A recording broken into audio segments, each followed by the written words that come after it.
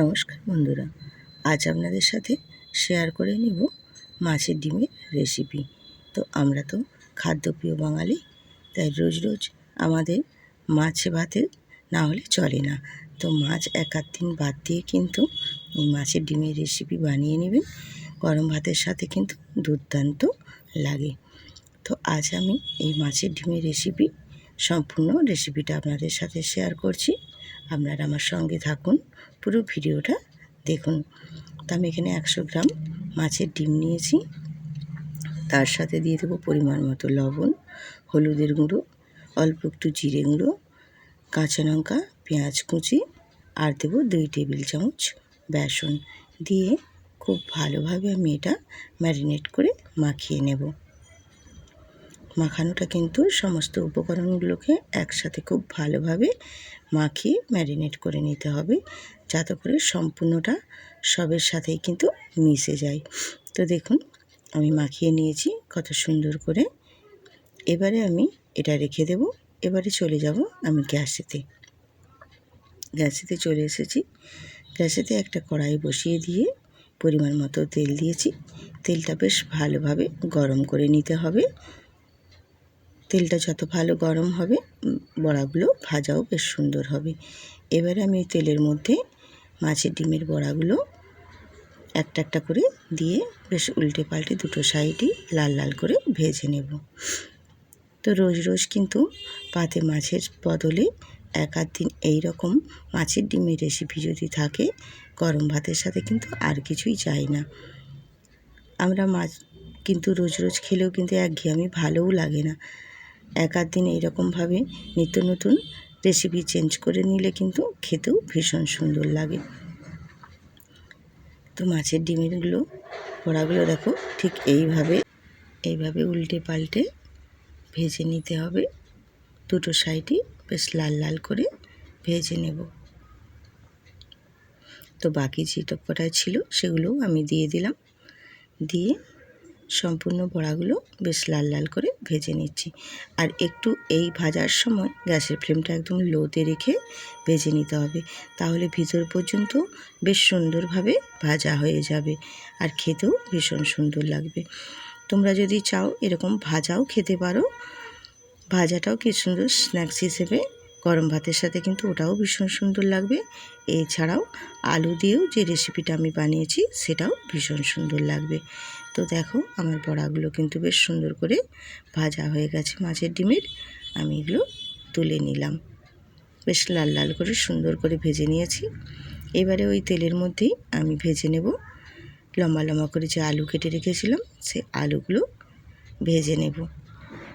আলুগুলো একটু উল্টে পাল্টে লাল লাল করে ভেজে নেব। আলুগুলোও ভাজা হয়ে গেছে। আলুগুলো আমি এবারে তুলে নেব। আলুগুলো ভেজে নিলে কিন্তু রেসিপি তরকারিটার সুন্দর হবে এবং আলুগুলো খেতে বেশ ভালো লাগবে। আর আলুগুলো একটু ভেজে নিলে কি হয়, ঝট করে আলুটা সেদ্ধ হয়ে যায়, বেশিক্ষণ সময় লাগে না। আর আলুর একটা কাঁচা যে এটা থাকে, গন্ধটা থাকে, সেটাও চলে যায়। ওই তেলের মধ্যেই আমি এবারে তেজপাতা আর পেঁয়াজের কুচি দিয়ে ভেজে নেব।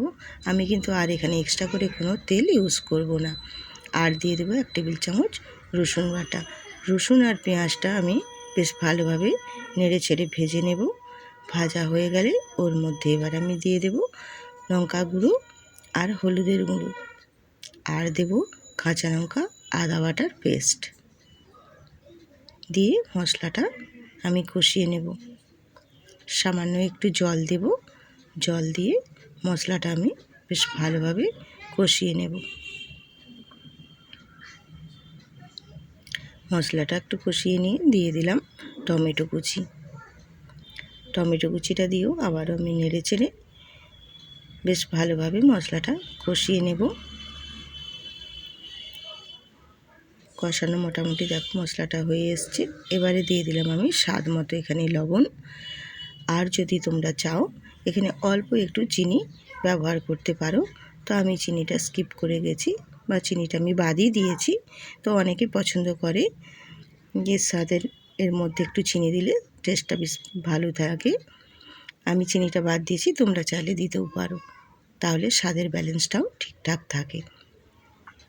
তো এইবারে আমি এর মধ্যে ভেজে রাখা আলুগুলো দিয়ে মশলার সাথে বেশ ভালোভাবে কষিয়ে নিয়েছি।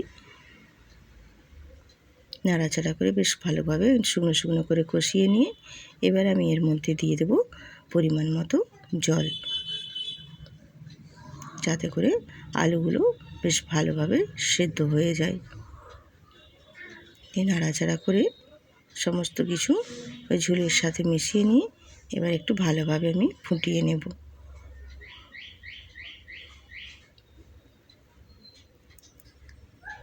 তো ঝোলটা দেখো মোটামুটি আমার বেশ ভালোভাবে ফুটে গেছে। এবারে আমি ওর মধ্যে ভেজে রাখা বড়াগুলো এক এক করে দিয়ে দেব। তা আমি এখানে সব বড়াগুলো ঝোলের মধ্যে দেব না, আমি কিছু বড়া রেখেছি ভাজা হিসেবে খাওয়ার জন্য। গরম ভাতের সাথে কিন্তু ভাজাটাও বেশ ভালোই লাগে। আর দিয়ে দিলাম কয়েকটা চেরা কাঁচা লঙ্কা, দিয়ে একটু নাড়াচাড়া করে খুব ভালোভাবে ফুটিয়ে নেব। আর এই ঝোলের মধ্যে মাছি ডিমের বড়াগুলো যখন ফুটবে ওগুলো আরও নরম সফট হয়ে যাবে এবং বড়াগুলোও বেশ খেতেও ভালো লাগবে, আর বড়াগুলো ফুলে বেশ বড় বড় হয়ে যাবে। তো আমার আলুটাও বেশ সেদ্ধ হয়ে গেছে, মোটামুটি আমার তরকারিটা রেডি হয়ে গেছে। এবার আমি গ্যাসের ফ্লেমটা অফ করে দেব। অফ করে দিয়ে আমি একটা সার্ভিং বাটিতে সার্ভ করে দিচ্ছি। দেখো, তো আজকের আমার এই রেসিপি কীরকম হয়েছে বা কতটা সুন্দর হয়েছে তোমাদের কাছে তোমরা একটা কমেন্ট করে জানিও। আর ভিডিওটাতে একটা লাইক দিয়ে সুন্দর করে একটা কমেন্ট করে দিও। আর যেসব আমার নতুন নতুন বন্ধুরা আমার এই ভিডিওটা দেখছো, সাবস্ক্রাইব করে বেল আইকনটি প্রেস করে রাখবেন, তাহলে নিত্য নতুন রেসিপি দেওয়া মাত্রই আপনাদের কাছে পৌঁছে যাবে। সবাই সুস্থ থাকো, ভালো থাকো, আজ এই